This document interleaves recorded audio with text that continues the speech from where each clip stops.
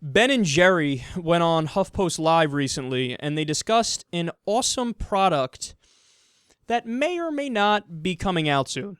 I've got a comment coming from one of our viewers. I'm multitasking here. So Jeremy Simpson says Ben and Jerry should totally do a cannabis edibles flavor, available wherever legal, of course. Thoughts on that? Makes sense to me. Combine your pleasures. Jerry's not so sure. Well, it's legal. Colorado would love it. Ben and I have had previous experiences, with substances, and I think legalizing marijuana is a wonderful thing rather than putting people in jail for not hurting anybody else, and I'm very supportive of that. So are they going to do it? Are they going to do a weed flavor if we get a little bit more movement on the legal front?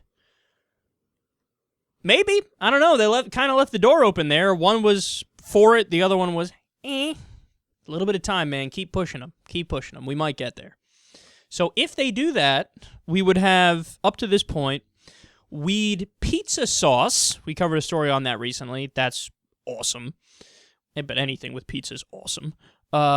Weed lube. Oh. That could be fun. That could be fun.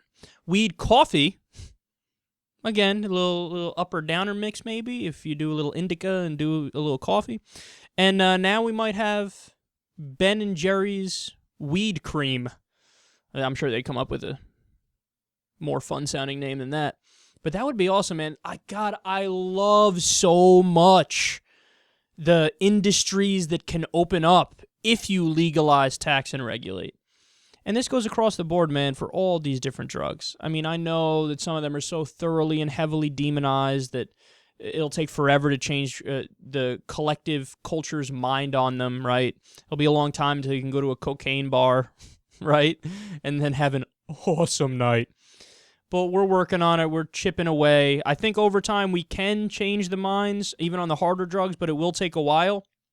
But look at the things that happen when you allow all these brand new industries. They're booming industries, and there's all these great ideas that come out of nowhere. Weed pizza sauce, weed lube.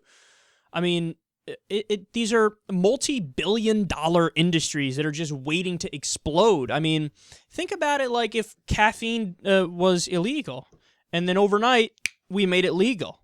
Then you have a gigantic industry, multi-billion-dollar industry propping up. You got Starbucks, you got all the other places where you can get coffee, all the convenience stores where they sell it. You went from nothing to multiple billions of dollars overnight.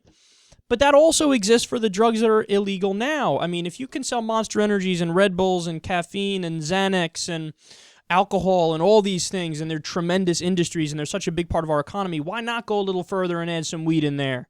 Why not truly embrace the idea of freedom and liberty and get to a place where we really do have enough freedom where you can get weed ice cream or weed pizza sauce? That's a society I want to live in, man. I want to live in that society where there's more jobs and more prosperity and more high and happy people. I don't believe the propaganda that, everybody's going to get addicted if they do any drug. It's all bad for you across the board. Wrong. Dr. Carl Hart, who's an expert on this, says that it's only 10 to 20% of people for all the different drugs that end up getting addicted. Now, by the way, is that a lot? Yes, that's a lot. But nobody even considers for a split second that we should go back and ban alcohol because 10 to 20% of people who drink alcohol are alcoholics. We all understand that, dude, that's par for the course. I'm not going to stop myself having 2 or 3 Coronas 3 or 4 times a week because you can't handle your shit. That doesn't make any sense. So there's this all or nothing attitude with certain drugs, but with other drugs, it's the opposite. And that's all because our culture has biased us.